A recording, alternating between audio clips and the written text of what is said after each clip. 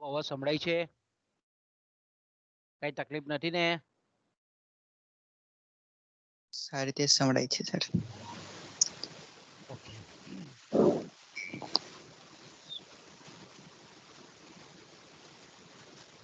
તો આપણે લાસ્ટ પીરિયડમાં સંચાલકીય અર્થશાસ્ત્રમાં પ્લાન્ટનું કદ અને ખર્ચનું માપ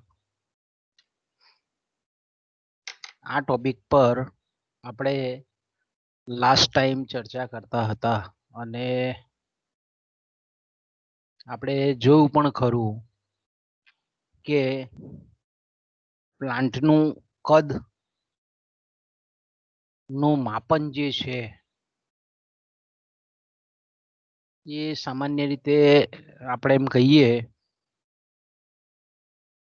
કે સ્થિર સાધનોમાં જે રોકાણ થયેલું છે એ સ્થિર સાધનોના રોકાણમાં મૂડીરોકાણ જે થયેલું છે સ્થિર સાધનો પાછળ એના દ્વારા આપણે પ્લાન્ટનું કદ જે છે તે માપી શકીએ છીએ. અને એમાં આપણે જોયું તે પ્રમાણે કે સામાન્ય રીતે સ્થિર સાધનોમાં થયેલું જે રોકાણ છે એને પણ આપણે બે રીતે માપીએ છીએ. એક તો ભૌતિક રીતે અને બીજું આપણે લાસ્ટ પીરિયડમાં જોઈ ગયા તે પ્રમાણે નાણાકીય રીતે. કે સામાન્ય રીતે ભૌતિક રીતે જ્યારે આપણે માપતા હોઈએ ત્યારે તુલનાત્મક રીતે આપણે એમ કહીએ કે જે વસ્તુનું ઉત્પાદન કરતો પ્લાન્ટ હોય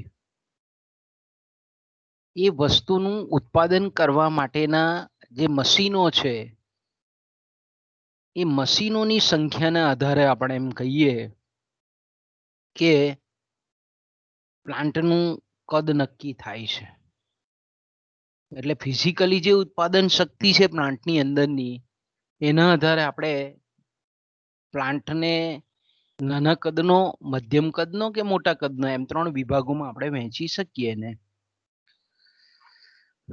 અથવા તો તુલનાત્મક રીતે આપણે એમ કહીએ કે જેમાં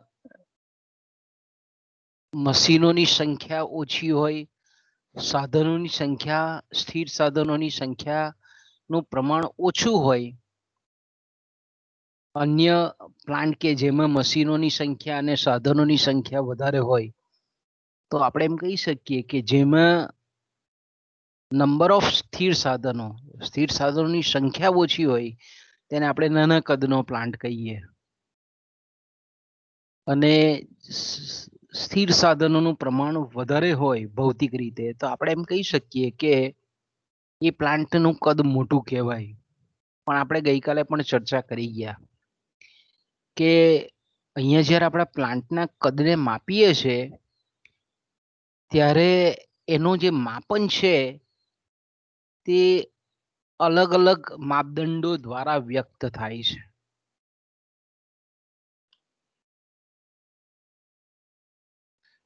બીજી જે આપણે પદ્ધતિ જોઈ ગયેલા હતા કે સ્થિર સાધનોમાં થયેલું રોકાણ એ આર્થિક દ્રષ્ટિકોણથી અથવા તો નાણાકીય દ્રષ્ટિકોણથી આપણે કહીએ છીએ. તો જે પ્લાન્ટમાં આપણે કીધું તે પ્રમાણે કે સ્થિર સાધનો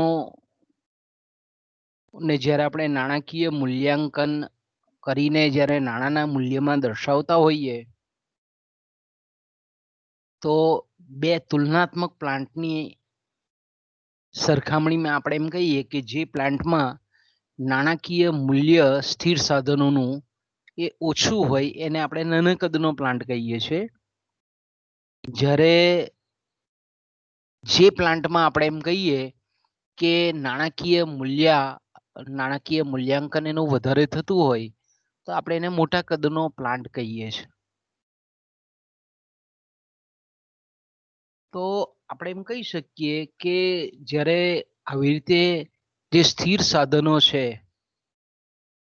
જે પેઢીની પ્લાન્ટની જે અસ્કયામતો છે એ અસ્કયામતોનું નાણાકીય મૂલ્યાંકન કર્યા પછી આપણે એનું માપન કરીએ છીએ. પણ આપણે ગઈકાલે પણ એની મુશ્કેલી જોઈ ગયા તે પ્રમાણે કે અલગ અલગ સમયે જો પ્લાન્ટ આપણે એમ કહીએ કે સ્થપાયેલા હોય તો તેવા સંજોગોમાં આપણે એમ ચોક્કસ કહી શકીએ કે એનું નાણાકીય મૂલ્યાંકન એ આપણને જુદું જુદું પ્રાપ્ત થાય. બીજું આપણે જાણીએ છીએ તે પ્રમાણે કે જુદા જુદા સમયે જો પ્લાન્ટની સ્થાપના થયેલી હોય તો પ્લાન્ટનું જ્યારે આપણે વર્તમાન મૂલ્ય એ જે અસ્કયામતો છે એનું વર્તમાન મૂલ્ય જ્યારે આપણે નક્કી કરીએ છીએ તો તેમાં પણ ઘણી બધી અડચણો ઉપસ્થિત થાય છે.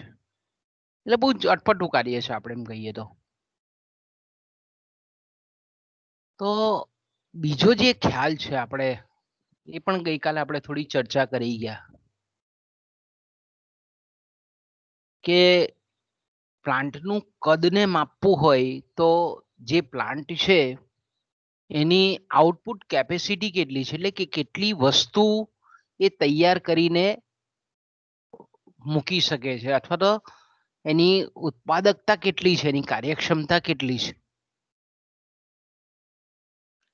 હવે પહેલા આપણે એમાં પણ બે પ્રકારો જોઈ ગયેલા હતા કે ભાઈ ભૌતિક રીતે જો એકમોનું પ્રમાણ જે પ્લાન્ટમાં વધારે થતું હોય તો એ પ્લાન્ટને કમ્પેરેટિવલી બીજા પ્લાન્ટ કરતા મોટા કદનો પ્લાન્ટ કહીએ છીએ. અને જ્યાં ભૌતિક એકમોના ઉત્પાદનનું પ્રમાણ ઓછું હોય અથવા તો એના કરતા વધારે હોય તો આપણે એમ કહી શકીએ કે કમ્પેરેટિવલી મોટા કદનો પ્લાન્ટ કહેવાય. ધારો કે કાર બનાવતી કંપની હોય તો એક કંપની છે તે ધારો કે આપણે એમ કહીએ કે એક મહિનામાં 1000 મોટર કારનું ઉત્પાદન કરતી હોય અને બીજી કોઈ કંપની છે તે 5000 કારનું એકમનું ઉત્પાદન કરતી હોય તો અહીંયા આપણે એમ કહી શકીએ કે સમયગાળો સેમ છે પણ નંબર ઓફ ફિઝિકલ જે પ્રોડક્શન છે ભૌતિક ઉત્પાદન છે એ બીજા પ્લાન્ટનું વધારે છે. એટલે આપણે એમ કહી શકીએ કે બીજા નંબરનો જે પ્લાન્ટ છે એનું કદ છે તે પહેલા નંબરના પ્લાન્ટ કરતા વધારે છે, મોટું છે. એ જ રીતે આપણે એમ કહીએ કે ઉત્પાદિત થતી જે વસ્તુ છે એનું જે મૂલ્ય છે એનું જે આર્થિક મૂલ્ય છે એના આધારે પણ પ્લાન્ટના કદનું માપ નીકળે છે.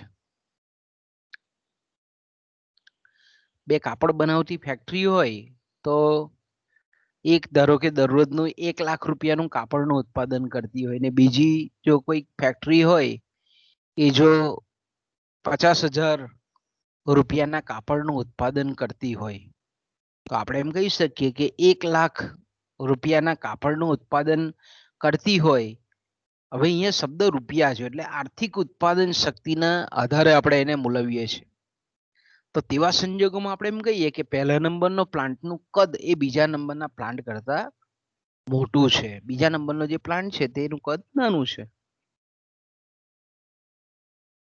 આપણે ગઈકાલે જોયું તે પ્રમાણે કે ભૌતિક રીતે ઘણી વખત આપણને પ્લાન્ટ બહુ મોટા દેખાય બરાબર કે દાખલા તરીકે કોઈ ફેક્ટરી છે એમાં કપડાં સીવવાની સોય બનાવે છે તો એનો પ્લાન્ટ ભૌતિક રીતે આપણને મોટો દેખાય પણ સોયની મૂલ્ય કેટલી તો કે ભાઈ રૂપિયાનું ઉત્પાદન થતું હોય ત્યારે બીજો કોઈક આપણે મેં કીધું તેમ કે એવી વસ્તુ બનાવે છે કે જેનું મૂલ્ય વધારે હોય નાનો પ્લાન્ટ હોય છતાં પણ આપણે એમ કહીએ કે ઉત્પાદન થતી જે વસ્તુ છે એનું નાણાકીય મૂલ્ય આર્થિક મૂલ્ય એ બીજા પ્લાન્ટમાં વધારે છે એટલે ભૌતિક રીતે ભલે કદ નાનું દેખાય એનું પણ આર્થિક રીતે નાણાકીય રીતે એ પ્લાન્ટનું કદ પેલા પ્લાન્ટ કરતા મોટું છે એમ આપણે કહી શકીએ.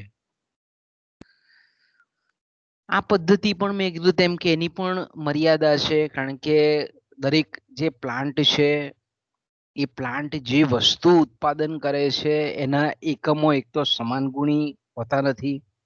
આપણે કીધું તેમ કે કાર બનાવતી કંપની છે, એક કાર 1000 એકમનું ઉત્પાદન કરે ને બીજી કાર છે તે 5000 એકમનું ઉત્પાદન કરે. તો અહીંયા આપણે જે બંને કારનું જે ઉત્પાદન થાય છે એ કઈ સમાન ગુણી નથી. ધારો કે મર્સિડીઝ બેન્ઝ કે કોઈક બીજી ઓડી કંપની હોય તો 1000 એકમનું ઉત્પાદન કરે, પણ આપણે જાણીએ છીએ તે પ્રમાણે કે એની ગુણવત્તા 5000 કારનું ઉત્પાદન કરતી ગાડીઓ કરતા એનું મૂલ્ય વધારે છે. તો અહીંયા આપણે એમ કહીએ કે તમે કઈ રીતે કરી શકો, જોઈ કઈ રીતે એનું મૂલ્યાંકન કરી શકો કે ઓછું ઉત્પાદન છે પણ એનું આર્થિક મૂલ્યાંકન વધારે છે ધારો કે, તો તેવા સંજોગોમાં પ્લાન્ટના કદને માપવાની રિયલમાં બહુ મુશ્કેલી ઊભી થાય. પણ આપણે જોયું તે પ્રમાણે, કાલે છેલ્લે ચર્ચા કરી હતી તે પ્રમાણે કે ભાઈ કોઈ પણ પ્લાન્ટ ની ઉત્પાદન શક્તિના આધારે આપણે એમ કહીએ, એટલે કે જે ઉત્પાદન શક્તિ છે એનો કઈ રીતે ઇષ્ટતમ એ પેઢી ઉપયોગ કરે છે એના પ્લાન્ટનો, કે જેથી કરીને સરેરાશ ખર્ચ એ ઓછામાં ઓછો, ન્યૂનતમમાં ન્યૂનતમ કે લઘુત્તમમાં લઘુત્તમ આવે, તો એ પ્લાન્ટની ઉત્પાદન શક્તિનું માપ આપણે એમ કહીએ કે એકદમ યોગ્ય છે એમ આપણે કહી શકીએ.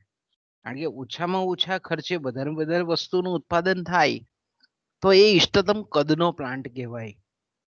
ઓકે, હવે ત્રીજી જે પદ્ધતિ છે, કાલે આપણે જે ચર્ચા કરતા અટકેલા હતા તે કે પ્લાન્ટનું કદને માપવું હોય તે પ્લાન્ટ કાચા માલ સામાન કેટલો વાપરે છે. ઓકે, એ કાચા માલ સામાનની કેટલી ખપત કરે છે એ આધારે આપણે એમ કહી શકીએ કે પ્લાન્ટનું કદ નાનું છે કે મોટું છે એમ આપણે કહી શકીએ.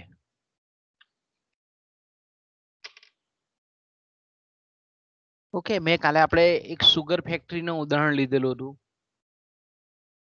કે ધારો કે ધારીખેડા સુગર ફેક્ટરી છે, તો એની કેપેસિટી ધારો કે દરરોજ 10 ટન શેરડીના પિલાણની છે.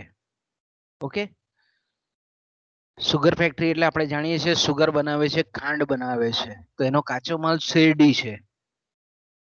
ધારો કે આપણે કીધું તેમ કે ભાઈ 1000 ટન શેરડી નું દરરોજ એ મેક્સિમમ એની 100% જો ઉત્પાદન શક્તિનો ઉપયોગ કરે તો 1000 ટન શેરડી દાખલા તરીકે પિલાણ કરે છે. એની સામે ધારો કે બારડોલી સુગર ફેક્ટરી છે, એની જે ઉત્પાદન શક્તિ છે, એનો જે પ્લાન્ટ છે, એનો પૂરેપૂરો જો ઉપયોગ કરે તો ધારો કે આપણે એમ કહીએ કે દરરોજની એ 10 ટન શેરડી ને પીલી નાખે છે. ઓકે, તો અહીંયા આપણે જોઈ શકીએ છીએ બે પ્લાન્ટની તુલના કરીએ તો આપણે કહી શકીએ કે ધારીખેડા સુગર કરતા બારડોલી સુગરની ઇનપુટ કેપેસિટી વધારે છે. એટલે પ્લાન્ટની જે કાચા માલ સામાન વાપરવાની ક્ષમતા છે તે ધારીખેડા કરતા બારડોલીની વધારે છે. એટલે આપણે એમ કહી શકીએ કે ધારીખેડા સુગરનો જે પ્લાન્ટ છે એના કરતા બારડોલી સુગર ફેક્ટરીનો પ્લાન્ટનું કદ મોટું છે. આપણે કદ માપનનો પ્રશ્ન છે, અહીંયા આપણે કદ માપીએ છીએ. ઓકે, એ જ રીતે આપણે બીજી રીતે પણ કહી શકીએ કે દાખલા તરીકે બે ફેક્ટરી છે કાપડ બનાવતી, એક ફેક્ટરીમાં 100 શ્રમિકો કામ કરે છે અને બીજી ફેક્ટરીમાં 500 શ્રમિકો કામ કરે છે. બરાબર, આપણે અંકલેશ્વરમાં જઈએ તો દવા બનાવતી ઘણી બધી કંપનીઓ આપણને જોવા મળે. તો કોઈક એક દવા બનાવતી કંપની છે તો તેમાં આપણને 500 કારીગરો કામ કરતા હોય, બીજી કોઈ કંપની હોય તેમાં 2000 કારીગરો કામ કરતા હોય. તો અહીંયા શ્રમિકો જે છે એની સંખ્યા પરથી પણ પ્લાન્ટનું કદનું માપ નીકળી શકે કે ભાઈ જે શ્રમિકોનો વધારે ઉપયોગ કરે છે એના પ્લાન્ટનું કદ મોટું છે અને જેમાં શ્રમિકોનો ઓછો ઉપયોગ થાય છે એના પ્લાન્ટનું કદ નાનું છે. ઓકે, આપણે આપણા રાજપીપળાના માર્કેટમાં જ કહીએ કે અંબિકા પ્રોવિઝન સ્ટોર છે, તો એમાં 4 થી 5 માણસો કામ કરતા હોય, પણ આપણે કોઈ સિટીના મોલમાં જઈએ તો 50 માણસો કામ કરતા હોય. તો પ્લાન્ટનું કદ એમાં કેટલા શ્રમિકો કામ કરે છે, માણસો કામ કરે છે, એના પરથી પણ તમે કાઢી શકો કે ભાઈ કેટલી નીપજ ઇનપુટનો ઉપયોગ કરે છે. એની આપણે આઉટપુટ કેપેસિટીના આધારે પણ કાઢી શકો, ઇનપુટના આધારે પણ તમે કાઢી શકો.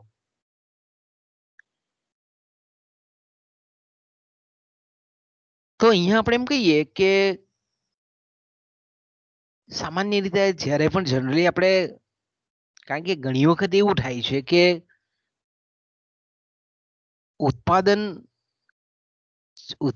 અથવા તો આપણે એમ કહીએ કે એની જે ઉત્પાદકતા છે પ્લાન્ટની, તે ઘણી વખત માંગની ઉપર આધારિત હોય. આપણે એમ કહીએ ને કે ભાઈ સામાન્ય રીતે જે પ્રમાણે બજારમાં માંગ થતી હોય એ પ્રમાણે ઉત્પાદકો જે છે તે પ્લાન્ટનો ઉપયોગ કરતા હોય. તો સામાન્ય રીતે આપણે અહીંયા એમ કહી શકીએ કે ચોક્કસ આપેલા સમયગાળા દરમિયાન ઓન એન એવરેજ કેટલો કાચો માલનો ઉપયોગ કરે છે અને સરેરાશ જે કાચા માલ સામાનના ઉપયોગના આધારે એની નિપજ શક્તિને આપણે માપવાની હોય છે, એવી ધારણા કરવી પડે અહીંયા. બીજું આપણે અહીંયા એવું માની લઈએ છીએ કે જે બધા પ્લાન્ટો છે તો એની પૂર્ણ જે કેપેસિટી છે, જે સ્થિર સાધનો છે, એટલે કે મશીનો છે, મકાન છે, કાચો માલ સામાન છે, શ્રમિકો છે, આ બધા પૂર્ણ કક્ષાએ કામ કરે છે. અને દરેક પ્લાન્ટના કદની જ્યારે આપણે માપ કરીએ છીએ ત્યારે અહીંયા આપણે એવું ધારી લઈએ છીએ કે દરેક પ્લાન્ટને આપણે જે માપન માટે લઈએ છીએ એના કદને માપવા માટે, એ દરેક પ્લાન્ટ એક જ સરખી એટલે કે 100% ઉત્પાદન શક્ય, એટલે વણવપરાયેલા ઉત્પાદનના સાધનો આપણે જે અભ્યાસ હેઠળના જેટલા પ્લાન્ટ છે એમાં વણવપરાયેલા ઉત્પાદનના સાધનો પડી રહેતા નથી. પણ વાસ્તવમાં આપણે જોઈએ છીએ તે પ્રમાણે કે આવું શક્ય બનતું નથી. દરેક પ્લાન્ટ જે છે, બહુ ઓછા એવા પ્લાન્ટ હોય કે એની જે ઉત્પાદન શક્તિ છે એના 100% ઉપયોગે એ કામ કરતા હોય. એટલે આપણે એમ કહી શકીએ કે આ પદ્ધતિની આપણે એમ કહીએ કે જ્યારે પ્લાન્ટની નિપજ શક્તિના આધારે જ્યારે આપણે પ્લાન્ટનું કદ માપીએ છીએ ત્યારે આવી જે ધારણાઓ કરીએ છીએ તે આપણે પૂર્ણ થતી નથી.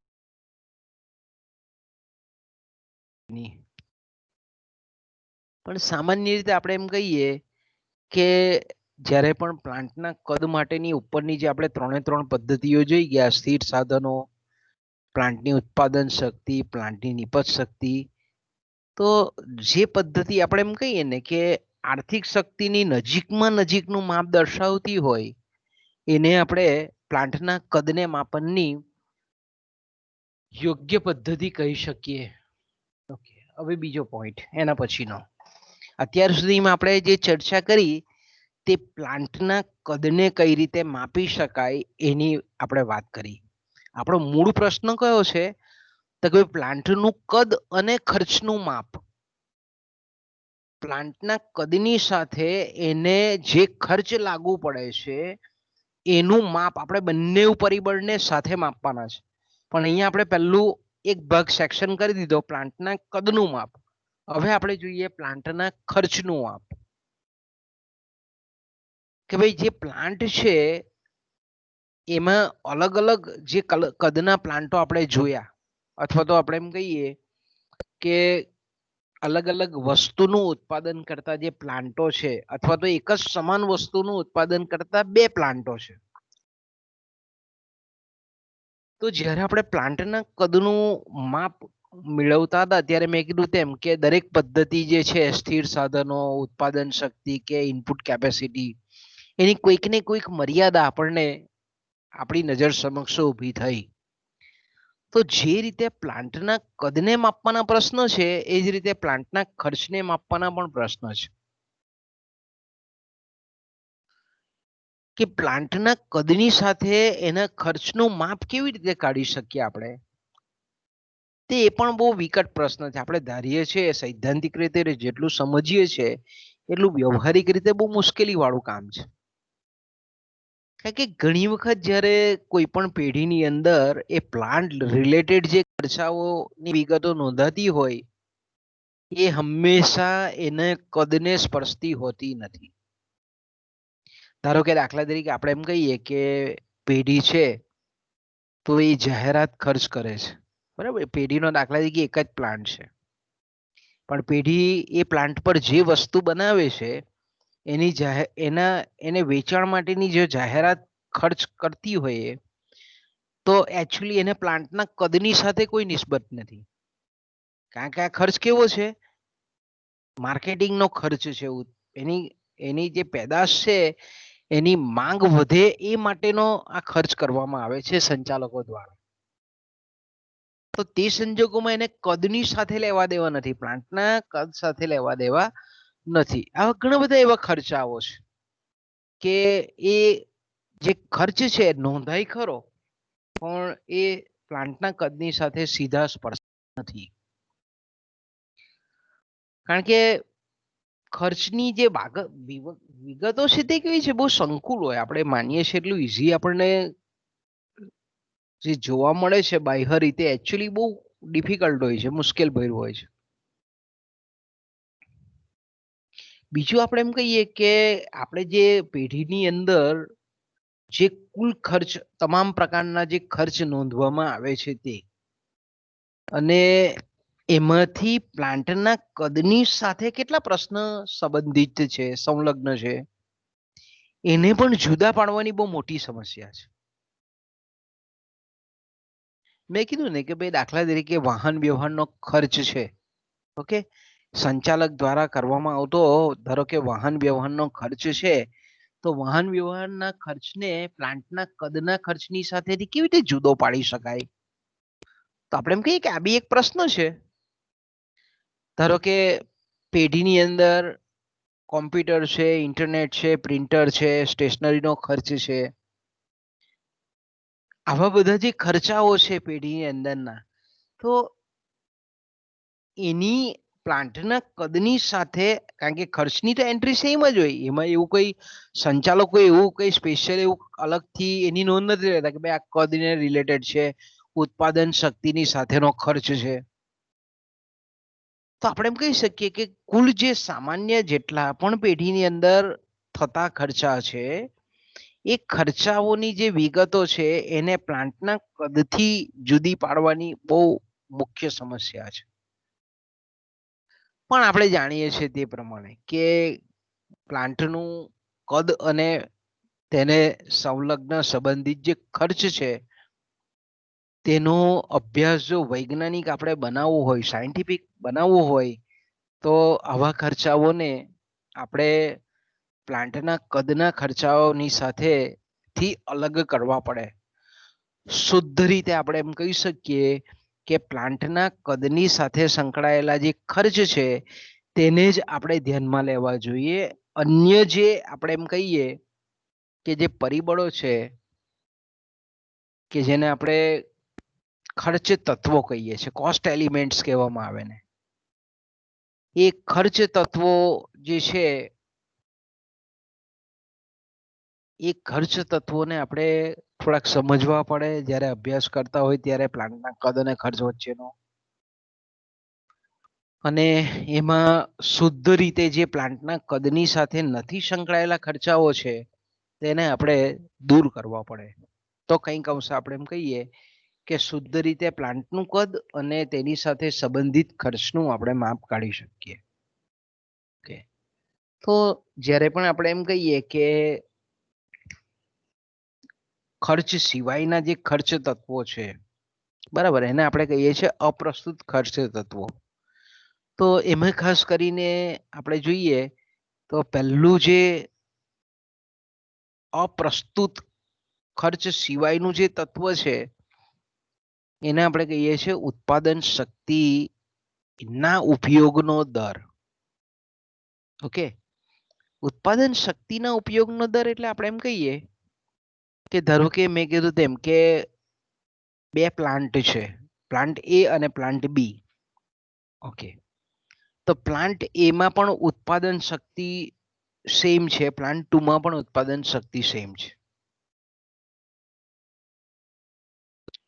જો અહીંયા બરાબર સમજો કે ધારો કે બે પ્લાન્ટ છે, પ્લાન્ટ એ અને પ્લાન્ટ બી, બંનેમાં મશીનો સરખા છે, બંનેમાં ઉત્પાદન શક્તિ સેમ છે, કોઈ ફેર નથી. પણ એ ઉત્પાદન શક્તિ જે છે બંને પ્લાન્ટોની, એમાં એ પ્લાન્ટ કેટલી ઉત્પાદન શક્તિનો ઉપયોગ કરે છે અને બી પ્લાન્ટ કેટલી ઉત્પાદન શક્તિનો ઉપયોગ કરે છે. ઓકે, ધારો કે આપણે તુલના કરી શકીએ કે એક ધારો કે એસટી ની બસ છે અને બીજી પ્રાઇવેટ કંપનીની બસ છે. આપણે જોઈએ છે રાજપીપળાથી વડોદરા 2 બસો જાય છે. પેલો સરકારનો પ્લાન્ટ છે, આ ખાનગી ક્ષેત્રનો પ્લાન્ટ છે. તો આપણે જોઈએ છે, આ બીજા બધા હેતુઓને આપણે સાઈડ પર રાખીએ, પણ જે એક જે છે માલિક સંચાલક, તે એવું કરે છે પૂરેપૂરા પેસેન્જર ભરાઈ જાય, ખીચોખીચ ભરાઈ જાય, વેપારીઓ અંદર સામાન ડમ્પ કરે, તો એનો એ જે બસ છે કે જે સ્થિર સાધન છે એનો એ પૂરેપૂરો ઉપયોગ કરે છે. જ્યારે આપણે એસટીમાં જોઈએ છે અમુક નિયમો હોય એટલે એનો અપૂર્ણ ઉપયોગ થાય. તો આપણે જોઈ શકીએ છીએ કે પેલાનો ખર્ચો જે છે તે ઓછો હોય ખાનગી ક્ષેત્રનો, જ્યારે સરકારનો અમુક નિયમોને લીધે આપણે એમ કહી શકીએ કે એનો ઉત્પાદન ખર્ચ વધારે છે. વસ્તુ સેમ છે. ધારો કે આપણે એમ કહીએ કે બે સરખી લોડ દળવાની ઘંટી છે, એની મોટર પણ સેમ છે, એના લોડ દળવાનું કેપેસિટી બી સેમ છે. એક 8 કલાક ઘંટી ચાલુ રાખે છે અને એક 12 કલાક ચાલુ રાખે છે. તો સ્વાભાવિક છે કે 8 કલાક સેમ ઘંટી છે, સેમ મોટર બી સેમ કંપનીની છે, એની જગ્યા બી સેમ છે, બધું સરખું છે, બે સરખા જ પ્લાન્ટ છે, તદ્દન સરખા પ્લાન્ટ છે. તો આપણે જોઈ શકીએ છીએ કે એકમાં ઉત્પાદન શક્તિનો વધારે ઉપયોગ થાય છે. તો ઉત્પાદન શક્તિનો જો વધારે ઉપયોગ થતો હોય તો સ્વાભાવિક છે કે ખર્ચ એ પ્લાન્ટનો ઓછો થાય. જો ઉત્પાદનના સાધનો વપરાયેલા પડેલા હોય તો આપણે એમ કહી શકીએ કે ત્યાં ખર્ચ વધારે આવે, ખર્ચ આપણે સાધનોનો બગાડ થાય. સ્થિર સાધનો આપણે એમ કહીએ કે ઓછા એકમોની પાછળ ફળવાય, એટલે સ્થિર ખર્ચ ઊંચો આવે, સરેરાશ સ્થિર ખર્ચ, પરિણામ સ્વરૂપ સરેરાશ ખર્ચમાં પણ વધારો થાય. જેમ આપણે એમ કહીએ કે ઉત્પાદન શક્તિ વધે, એનો વપરાશ વધે, તેમ તેમ આપણે એમ કહીએ કે ખર્ચ એ ઓછો થતો જાય. એટલે મેં કીધું ને કે એક જ કદના સરખા પ્લાન્ટ હોય, સેમ પ્લાન્ટ હોય, પણ ઉત્પાદન શક્તિ જે છે, સાધનો છે, સ્થિર સાધનો છે, માણસો છે, એનો પૂરેપૂરો જો ઉપયોગ થતો હોય તો કદ સમાન હોવા છતાં પણ એ બંને પ્લાન્ટોનું ખર્ચ જુદું આવે છે. તો આપણે કહીએ કે ખર્ચનું માપ આપણે જ્યારે કરતા હોય પ્લાન્ટના કદની સાથે, તો અહીંયા ઉત્પાદન શક્તિના ઉપયોગના દરને પણ ધ્યાનમાં લેવું પડે. ઓકે, બીજું જે પરિબળ છે પ્લાન્ટના ખર્ચનું માપ, પ્લાન્ટનું જે કદ છે એના સંદર્ભમાં જ્યારે આપણે ખર્ચને માપીએ છીએ ત્યારે સામાન્ય રીતે આપણે જોઈએ છીએ તે પ્રમાણે કે જે ટેકનોલોજી છે એ ટેકનોલોજીમાં જે અપગ્રેડેશન છે, સુધારા છે, ઘણી વખત આપણે જાણીએ છીએ કે ભાઈ ટેકનોલોજીની સુધારણા છે એ પ્લાન્ટનું જે કદ છે એની અસરોને એ છુપાવી દે છે, ઢાંકી દે છે.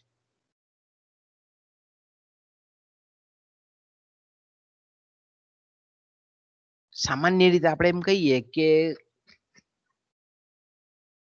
આપણે જોલ્ડીનનું ઉદાહરણ અહીંયા પાછું લઈ શકીએ કે એક કરતા વધુ એકમો ધરાવતી જે પેઢી છે, બરાબર, કે મેં કીધું તેમ કે ભાઈ એક XYZ કંપની છે, ધારો કે બાટા શૂઝ કંપની છે, આપણા ભારતનું ઉદાહરણ લઈએ તો તો બાટાના શોરૂમ આપણને બધે જ જોવા મળે. સુરતમાં જોવા મળે, ભરૂચમાં જોવા મળે, અમદાવાદમાં જોવા મળે, અંકલેશ્વરમાં જોવા મળે.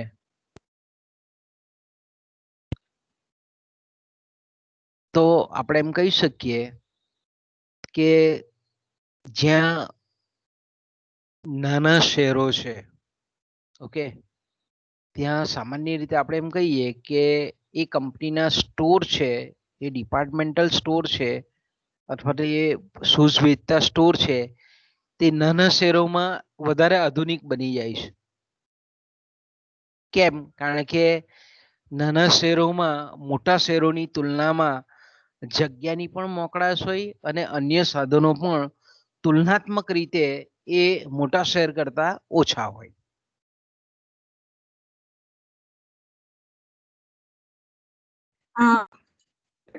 બીજું આપણે જોઈ શકીએ છીએ કે બે સરખા પ્લાન્ટ હોય, બરાબર, પણ એક પ્લાન્ટની વસ્તુ સેમ ઉત્પાદન કરે છે.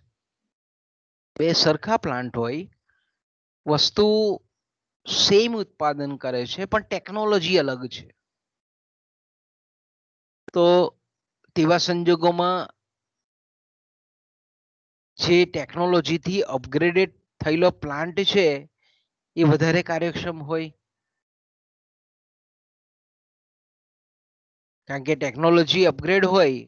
આપણે જોઈએ છે, બરાબર, ઘણી જગ્યાએ આપણને અનુભવ થાય છે કે આપણે કોમ્પ્યુટર વર્ક કરતા હોઈએ ત્યારે આપણે જોઈએ કે જેટલું એડવાન્સ કોમ્પ્યુટર, આપણા મોબાઈલની જ વાત કરીએ, જેટલી મોબાઈલ જેટલો હાઈફાઈ ટેકનોલોજીકલ સાઉન્ડ, એટલો આપણે એનો સારો વધારે ઉપયોગ કરી શકીએ, એનું રિઝલ્ટ તરત આપણને મળે. તો એવી રીતે અહીંયા કંપનીઓમાં પણ છે. સેમ વસ્તુ બનાવતી કંપની હોય, સિમેન્ટ બનાવતી કંપની હોય, એક પ્લાન્ટ બહુ આધુનિક હોય અને બીજો પરંપરાગત જૂનો હોય, તો સ્વાભાવિક છે કે ભાઈ આધુનિક પ્લાન્ટ હોય તેની ઉત્પાદકતા વધારે હોય ટેકનોલોજીકલ સુધારણાને લીધે. કદ સેમ હોય, જો મશીનોની સંખ્યા સેમ હોય, પણ ટેકનિકલી આપણે એમ કહીએ કે સુધારેલો જે પ્લાન્ટ છે, આપણે ભારતની ને જાપાનની વાત કરીએ તો એ તમે તુલના કરી શકો, ભારત ઇંગ્લેન્ડની વાત કરીએ તો બી તુલના કરી શકો. કે ધારો કે આપણે એમ કહીએ કે પાવરલૂમ થી ચાલતા મશીનો હોય અને એના પર કાપડ વણાતું હોય, તો ભારતમાં ટેકનોલોજી હજુ પણ આપણે એમ કહીએ કે એટલી બધી એડવાન્સ નથી આવેલી. જ્યારે યુકેમાં અને જાપાનમાં ટેક્સટાઇલ છે તે બહુ આગળ છે. મશીનો ધારો કે આપણે એમ કહીએ કે ભારતમાં પણ 100 મશીનો ધરાવતો એક પ્લાન્ટ છે અને જાપાનમાં પણ 100 મશીનો ધરાવતો પ્લાન્ટ છે. તો ભારતમાં આપણે એમ કહીએ કે દરરોજનું 10,000 મીટર કાપડ વણાય એના પર, જ્યારે જાપાનમાં 1 લાખ મીટર કાપડ વણાય. ટેકનોલોજીકલ ફેર છે. તો હવે ટેકનોલોજીકલ ફેર હોય એટલે સરેરાશ ખર્ચ ઘટે.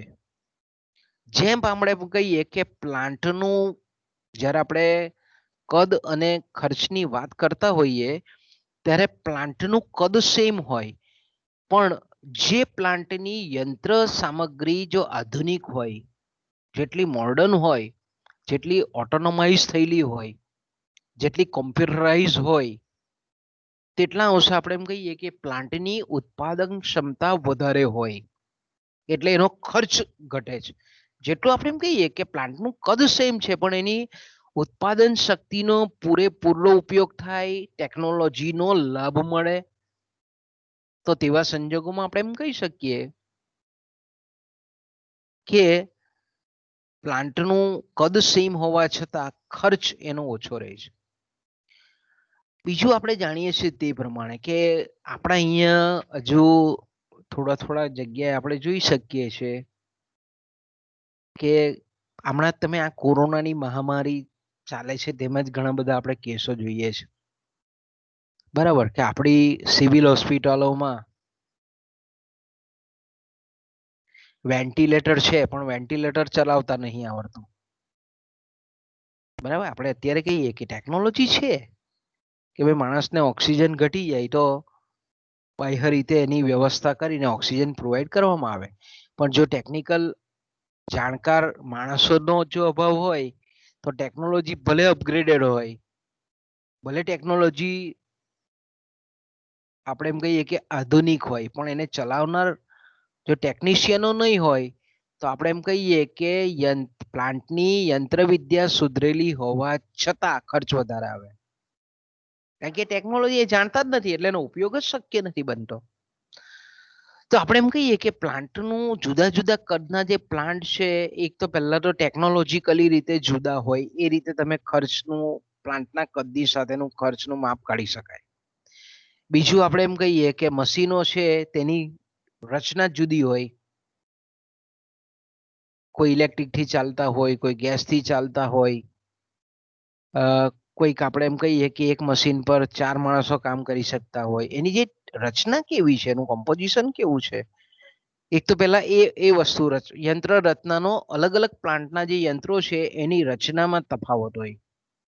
બીજું આપણે એમ કહીએ કે જે મશીનો છે અને જે ઉત્પાદન માળખું છે આખું, જે સમગ્ર અલગ અલગ વિભાગો છે, એની જે વ્યવસ્થા છે એમાં પણ પ્લાન્ટમાં ફેર હોય.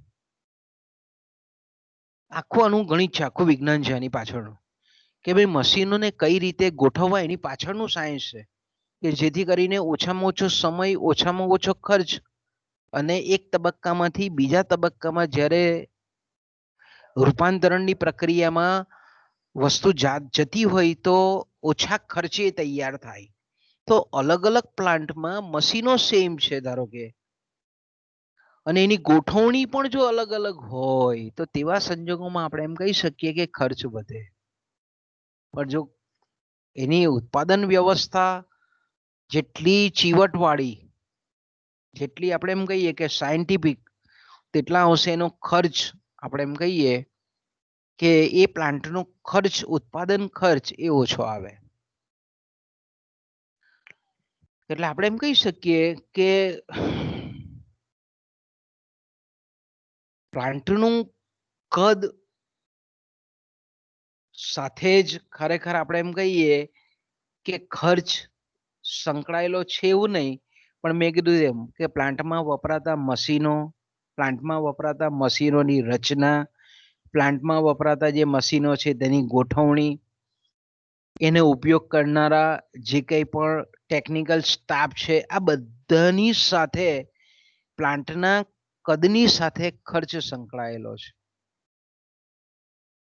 મેં કીધું ને કે ભાઈ મશીન પર કામ કરવાની તમારામાં એ જ નહીં હોય, એનું નોલેજ જ નહીં હોય, તો તેવા સંજોગોમાં આપણે એમ કહીએ કે ટેકનોલોજીકલ સુધારણા હોવા છતાં ખર્ચ વધે છે. અને આપણે ઘણી જગ્યાએ જોઈએ છે, ઘણી જગ્યાએ જોઈએ છે, ખાસ કરીને આપણે સરકારી ખાતાઓમાં તો જોઈએ જ છે કે મશીનો બહુ અલ્ટ્રા મોડર્ન આવી ગયેલા હોય, પણ એને હેન્ડલ કઈ રીતે કરવું એનું નોલેજ નથી હોતું.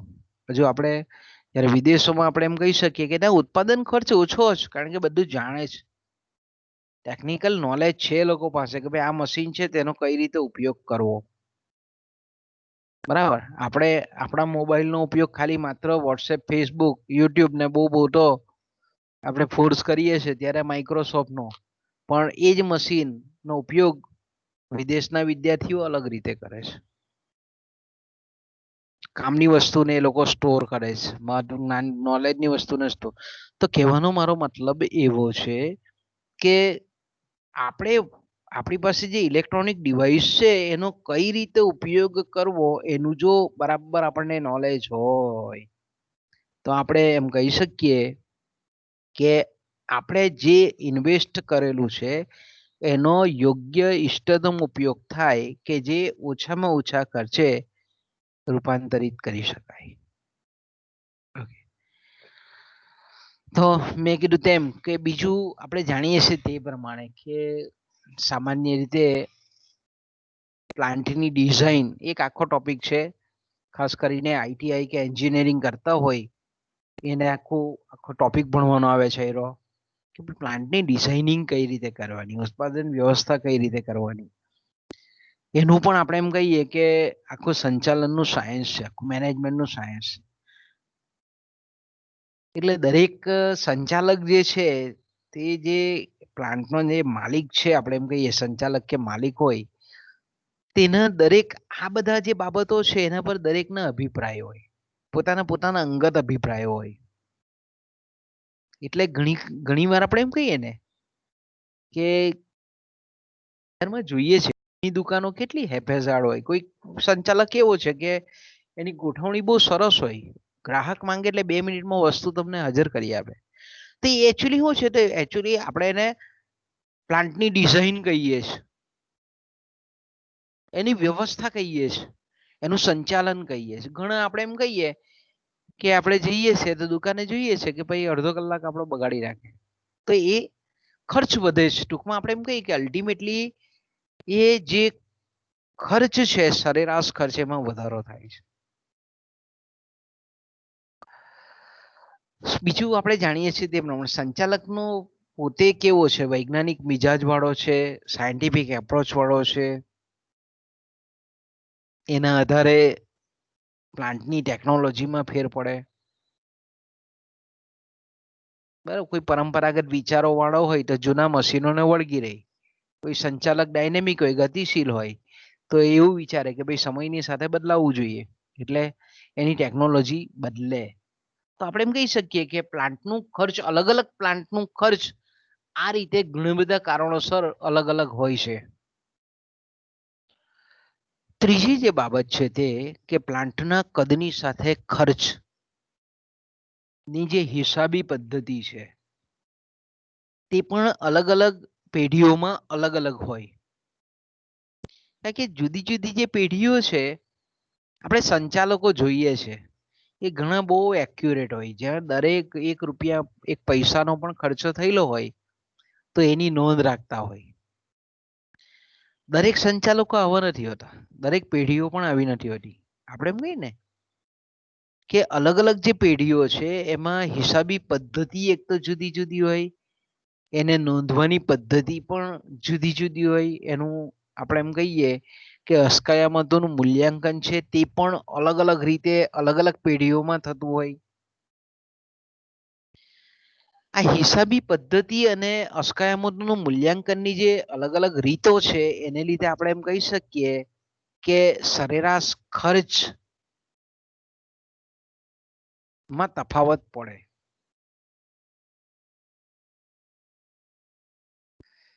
કારણ કે હિસાબી પદ્ધતિ પ્લાન્ટનું કદ કેટલું છે અને એને સંલગ્ન ખર્ચ કેટલો છે એનો જે એકચ્યુઅલ આપણે કહીએ કે સંબંધ છે તેને શું કરે છે, ડિસ્ટર્બ કરી નાખે, ખોળવી નાખે છે.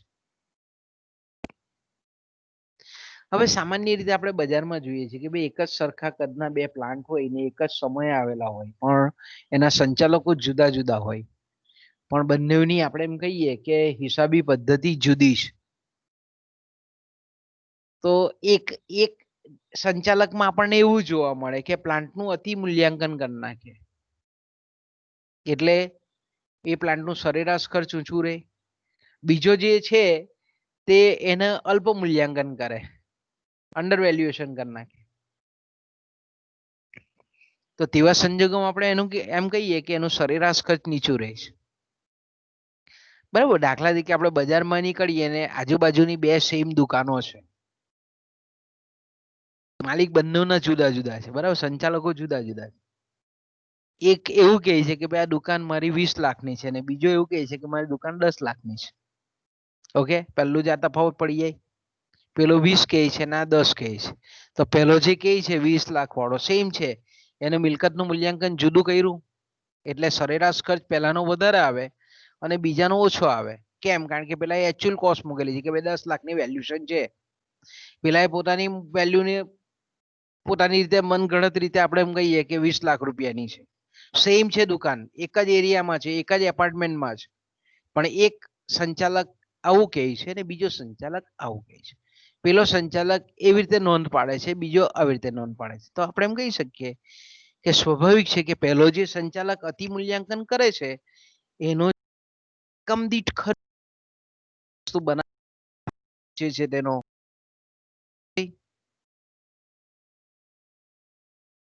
કારણ કે 20 લાખનું મૂલ્યાંકન પર એ જો વ્યાજ ખર્ચ મૂકે તો સ્વાભાવિક છે કે પહેલો જે છે અતિ મૂલ્યાંકન કરવાવાળો એનો એવરેજ કોસ્ટ વધી જાય, ત્યારે બીજો 10 લાખ ઓછું બતાવે છે એટલે વ્યાજ ખર્ચ એનો કમ્પેરેટિવલી ઓછો હોય, તો તે સંજોગોમાં સરેરાશ ખર્ચ બીજાનો નીચો હોય. તો આ એક સંભવ છે કે ભાઈ આ રીતે અલગ અલગ જે પ્લાન્ટનું કદ સરખું હોવા છતાં પણ એનું જે મૂલ્યાંકન છે એના આધારે પણ ખર્ચનું માપ, સરેરાશ ખર્ચનું માપ એ અલગ અલગ બની શકે છે. આ એક પ્રશ્ન છે. પ્લાન્ટના કદની સાથે જ્યારે આપણે ખર્ચને માપીએ છીએ ત્યારે આ પણ એક વિડંબના છે. એને કઈ રીતે આપણે એક સાચું ચિત્ર આપણી સમક્ષ આવે. બીજું આપણે એમ કહી શકીએ કે ઘણી વખતે જો પ્લાન્ટ અને મશીનો જે છે એ અલગ અલગ સમયે એની ખરીદી થયેલી હોય અને અલગ અલગ વિસ્તારોમાંથી કરવામાં આવેલી હોય તો પણ એની કિંમતમાં ઘણો મોટો તફાવત હોય છે.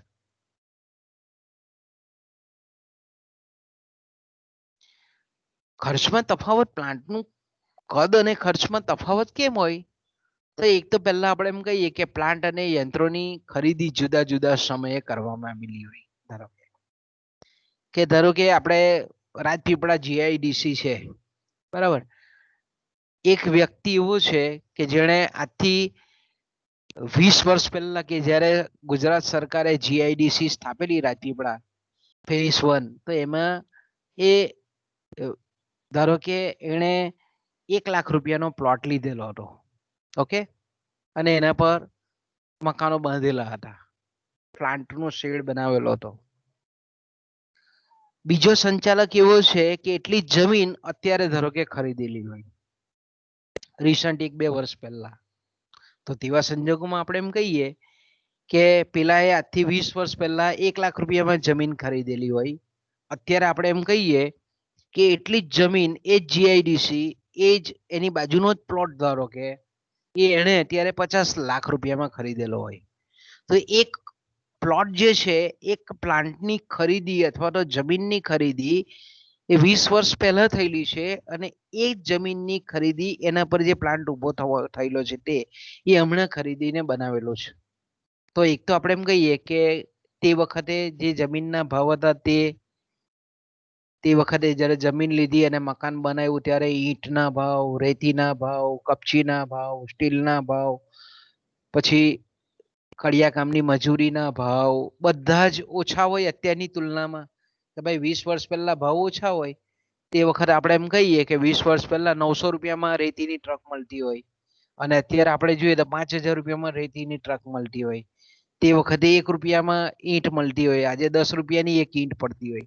તો આપણે એમ કહીએ કે અલગ અલગ સમયે જ્યારે પ્લાન્ટ રચાયેલા હોય, સ્થપાયેલા હોય, તો એનો ખર્ચ અલગ અલગ હોય. ભલે પ્લાન્ટનું કદ સેમ છે, જો પ્લાન્ટ સેમ કદનો છે, પેલાના 2 માળનો પ્લાન્ટ છે તો આનો બી 2 માળનો પ્લાન્ટ છે, એમાં જે મશીન છે તે અને અત્યારના આના જે મશીન છે તે સેમ કંપનીના છે, સેમ આયુષ્ય ધરાવે છે, સેમ કિંમત છે, સેમ ઉત્પાદકતા છે, પણ પેલા 20 વર્ષ પહેલા ખરીદેલા છે એટલે એની કિંમત જે છે તે અને અત્યારની મશીનની કિંમત એ જુદી જુદી હોય, તો ખર્ચ જુદો જુદો હોય. કારણ કે કિંમતો જુદી જુદી હોય તો હવે આપણે એમ કહી શકીએ કે પ્લાન્ટના કદની સાથે ખર્ચને માપવો હોય તે કામ મુશ્કેલ છે, કારણ કે જુદા જુદા સમયે સ્થપાયેલા પ્લાન્ટો છે. ઓકે, એ જ રીતે આપણે એમ કહીએ કે ચોથી જે બાબત છે કે નિપજકોની કિંમત, એટલે ઇનપુટ જે છે એની કિંમતો પ્લાન્ટના કદની સાથે જ્યારે આપણે ખર્ચને માપીએ છીએ ત્યારે પ્લાન્ટના ખર્ચનું માપ અલગ અલગ પ્લાન્ટના સંદર્ભમાં એમાં વપરાતા જે નિપજકો છે એને એ નિપજકોની જે કિંમત છે એના આધારે આપણે એમ કહીએ કે એને જે ચૂકવવામાં આવે છે, કાચા માલ સામાન છે કે શ્રમ ખર્ચ છે કે અન્ય જે કંઈ પણ છૂટા ભાગો છે કે ઓજારો છે, સાધનો છે. બીજું આપણે જાણીએ છીએ તે પ્રમાણે કે 2 સરખા પ્લાન્ટ છે, ધારો કે સરખા કદના પ્લાન્ટ છે, પણ એક પ્લાન્ટ એવો છે કે જે શ્રમિકોને વેતન વધારે ચૂકવે છે, એનો જે પેઢીનો માલિક છે, પ્લાન્ટનો જે માલિક છે તે શું કરે છે, એક શ્રમિકોને છે. બીજો આપણે એમ કહીએ કે એના કરતા કમ્પેરેટિવલી ઓછું વેતન ચૂકવે છે. તો આપણે સ્વાભાવિક છે કે ભાઈ જે પ્લાન્ટનો માલિક જે છે તે વધારે વેતન ખર્ચ કરતો હોય એનો ખર્ચ વધારે હોય, સરેરાશ ખર્ચ. ઓકે, બીજું આપણે જાણીએ છીએ તે પ્રમાણે કે બે પ્લાન્ટ પૈકી સમાન કદ હોય પણ એમાં જે વપરાતો કાચો માલ સામાન છે તે ધારો કે આપણે એમ કહીએ કે એને ચૂકવાતી કિંમતમાં તફાવત હોય. બરાબર, દાખલા તરીકે આપણે એમ કહીએ કે પોલિસ્ટર કાપડ બનાવતી બે ફેક્ટરીઓ છે, સેમ આજુબાજુમાં જ છે. બરાબર, બે આજુબાજુમાં જ બે ફેક્ટરી સ્થપાયેલી છે કે એમાં પોલિસ્ટર કાપડ બને છે, એટલે સાડી છે, ડ્રેસ મટીરિયલ છે, આ જે બને છે તેનું આપણે કાપડ બને છે આપણે માની લઈએ. ઓકે, તો આપણે જાણીએ છીએ તે પ્રમાણે કે કાપડ બનાવવા માટે આપણે યાન જોઈએ, દોરા જોઈએ. ઓકે, એક આપણે એમ કહીએ કે આપણે ઉમરલા જે ફેક્ટરી છે રાજેશ્રી પોલીફિલ એનું યાન વાપરે છે, એટલે બિરલા ગ્રુપનું યાન વાપરે છે. અને એનો ભાવ ધારો કે આપણે એમ કહીએ કે એક બોબિનનો 100 રૂપિયા ભાવ છે. અને બીજો જે એની બાજુવાળો પડોશી પોલિસ્ટર જ બનાવે છે, સેમ કાપડ જ બનાવે છે, પણ એ ધારો કે રિલાયન્સ કંપનીનું યાન વાપરે છે. ઓકે, હવે રિલાયન્સ કંપનીનું યાન છે તેના ભાવ 120 રૂપિયા છે, પેલાના 100 રૂપિયા છે, 120 રૂપિયા. સેમ કદનો પ્લાન્ટ છે, સેમ વસ્તુ બનાવે છે, પણ અહીંયા જે વપરાતી જે કાચી માલ સામગ્રી છે એનો ભાવ જુદો જુદો છે. તો આપણે એમ કહીએ કે રિલાયન્સનું યાન વાપરતો જે આપણે એમ કહીએ કે પ્લાન્ટ છે તેનો ખર્ચ એ વધારે આવે. ઓકે, આ તો એક જ સ્થળની વાત કરીએ આપણે, પણ ધારો કે સમાન પ્લાન્ટ હોય પણ અલગ અલગ જગ્યાએ હોય, અલગ અલગ શહેરોમાં હોય કે ભાઈ બે વસ્તુ બનાવતા છે, એક ઈંટનો ભઠ્ઠો રાજપીપળામાં છે ને એક ઈંટનો ભઠ્ઠો આપણે એમ કહીએ અંકલેશ્વરમાં છે. ઓકે, તો સ્વાભાવિક છે કે અંકલેશ્વરમાં વેતન દર વધારે છે, અહીંયા ઓછા છે. આપણે રાજપીપળામાં માટી ઇઝીલી મળી રહે છે, કાચો માલ માટી છે ઈંટ બનાવવા માટે, જ્યારે અંકલેશ્વરમાં આપણે એમ કહીએ કે બહારથી ટ્રક ભરીને લાવવા પડે છે, એટલે કાચો માલનો ભાવ વધારે છે. બે પ્લાન્ટ છે, સરખું જ કેપેસિટી છે, ઈંટ બનાવવાની સરખી કેપેસિટી, પણ વેતન જુદું છે, અહીંયા સ્થળ બદલાયેલું છે. બીજું આપણે જાણીએ છીએ તે પ્રમાણે કે પ્લાન્ટ સેમ છે પણ ઘણી વખત પ્રાદેશિક તફાવત હોય. એ આપણે આલ્ફ્રેડ વેબરના સિદ્ધાંતમાં જોઈ ગયા કે ભાઈ જે કાચી સામગ્રી વિપુલ પ્રમાણમાં ઉપલબ્ધ હોય ત્યાં ખર્ચ એ ઘટતો જતો હોય. કે ધારો કે ઈંટ બનાવવાનો ખર્ચ આપણે રાજપીપળા કરતા તાપી જિલ્લામાં ઓછો પડે. કેમ? કારણ કે તાપી જિલ્લામાં ચોખાની ખેતી થાય અને ઈંટ બનાવવામાં ચોખાનું આપણે કહીએ કે જે વિશિષ્ટ છોડા નીકળે એનો ઉપયોગ થાય, તો ત્યાં સસ્તા પડે, અહીંયા મોંઘા પડે. તો પ્રાદેશિક તફાવત અનુસાર પ્લાન્ટ સેમ હોવા છતાં પણ એ ખર્ચમાં તફાવત પડતો હોય. બીજું કે ઘણી વખત પ્લાન્ટ સેમ હોય પણ સમયાંતરે સમયાનુસાર કાચા માલના ભાવમાં ફેરફાર થાય, એટલે કદ સરખો હોવા છતાં પણ એનો ખર્ચમાં બદલાવ આવે. કે ધારો કે આપણે એમ કહીએ કે અત્યારે જે સિંગતેલ બનાવતી ફેક્ટરીઓ છે, બરાબર છે, તો અત્યારે જોઈ છે કે ભાઈ ત્યાં સિંગનો પાક અત્યારે નીકળે એટલે અત્યારે રાજકોટના બજારમાં કે જામનગરના બજારમાં કે જુનાગઢના બજારમાં સિંગની આવક પુષ્કળ હોય, તો અત્યારે સિંગ સસ્તા ભાવે મળતી હોય. પણ આ જ વસ્તુ જ્યારે ઉનાળામાં તેલની પિલાણ કરતા હોય તો તે સમયે કાચા માલના ભાવ બહુ ઊંચા હોય, તો તે સમયે પ્લાન્ટ સેમ હોય પણ ખર્ચ વધી જાય. એટલે સમય બદલાય તેમ કાચા માલના ભાવમાં પરિવર્તન થવાને લીધે પણ આપણે એમ કહીએ કે ખર્ચમાં ફેરફાર થાય. તો જ્યારે આપણે એમ કહીએ કે કદ અને ખર્ચનો અભ્યાસ કરીએ તો ખર્ચને અસર કરતા કદ સિવાયના પણ ઘણા બધા પરિબળો કામ કરે છે.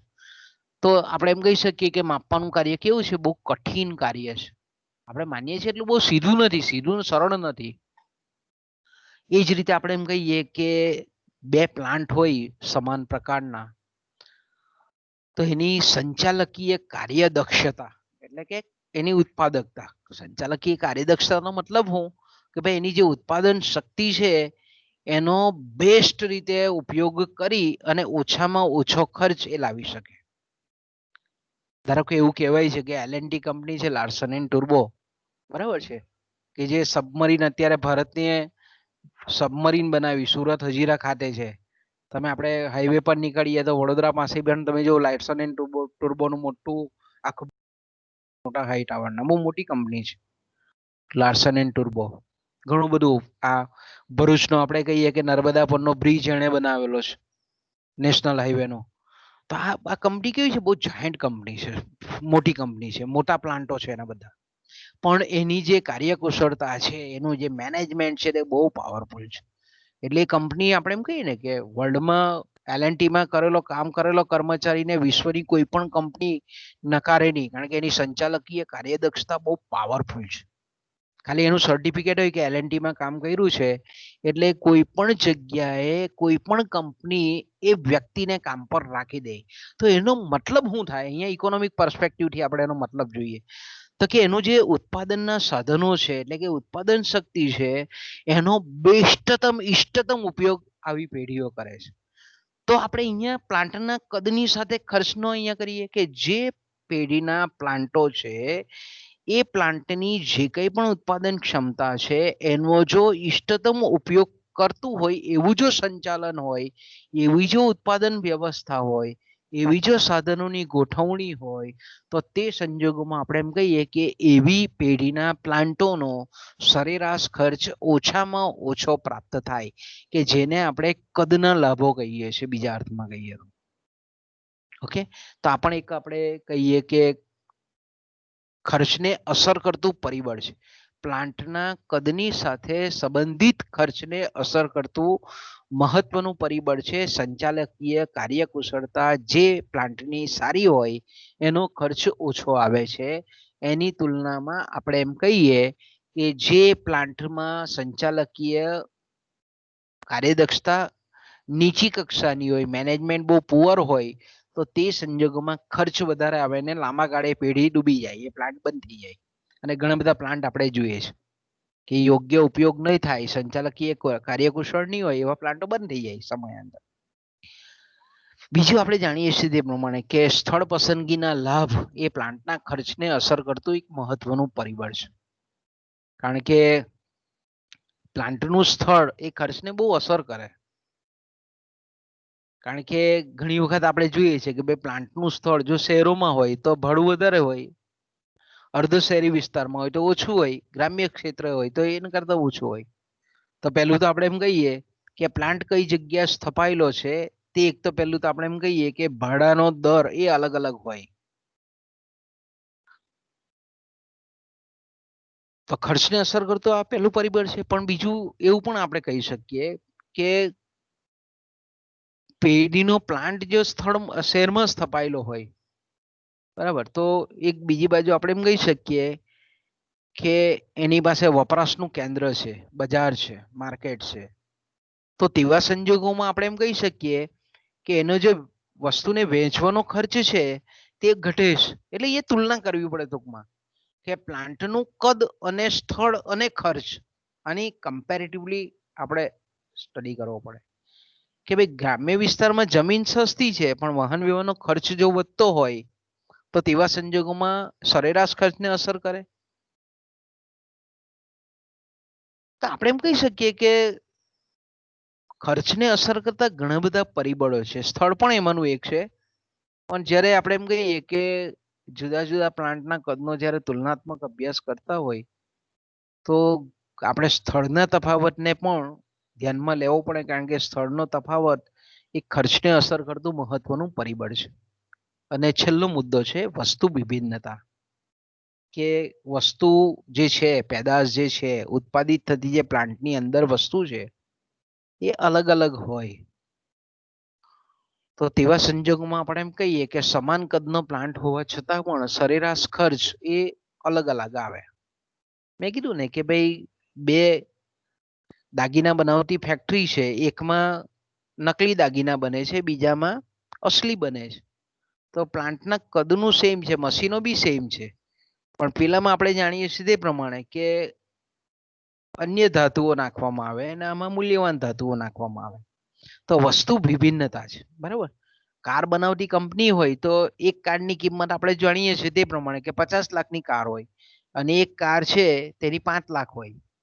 કેમ તો કે ભાઈ પેદાશમાં ભિન્નતા છે, વસ્તુ વિભિન્નતા છે. કદ પ્લાન્ટનું સેમ છે પણ ખર્ચ વધારે હોય, કિંમત એટલે વધતી આપણને વધતી ઓછી જોવા મળે. તો આપણે એમ કહી શકીએ કે ઘણા બધા જે ઉદ્યોગો છે આપણને રિયલ જગતમાં જોવા મળતા,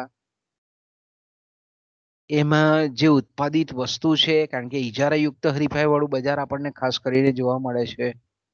એટલે દરેક પેઢી પોતાના ગ્રાહક વર્ગ પર ઇજારો પ્રસ્થાપિત થાય એટલા માટે વસ્તુ વિકલન કરતી હોય છે.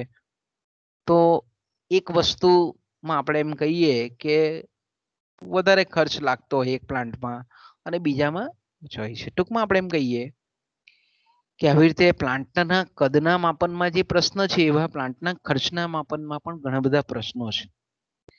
જ્યારે પણ આપણે પ્લાન્ટના કદની સાથે ખર્ચના માપનનો અભ્યાસ કરતા હોઈએ ત્યારે ઘણી બધી માહિતીઓ ભેગી કરવી પડે અને પછી એનું બહુ સૂક્ષ્મતાથી વર્ગીકરણ કરવું પડે, વિશ્લેષણ કરવું પડે અને પછી આપણે શુદ્ધ પ્લાન્ટના કદ અને ખર્ચનું માપ કાઢી શકાય. તો કાઢવું જોઈએ, તો જ તો આપણે કહીએ કે આપણો અભ્યાસ એ યોગ્ય છે, અન્યથા નહીં. ઓકે, તો બાળકો અહીંયાથી આઈ થિંક આપણે અટકીએ હવે, કારણ કે આપણો આ ટોપિક પૂરો થાય છે અહીંયા. હવે આવતા વખતે આપણે ઉત્પાદનના સિદ્ધાંતો અને પછીનો જે ટોપિક છે આપણો તે કાલે લઈશું આપણે. તો અહીંયા આપણે આજની મીટિંગ પૂરી કરીએ. એસવાય વાળા બાળકો રાહ જોતા હશે.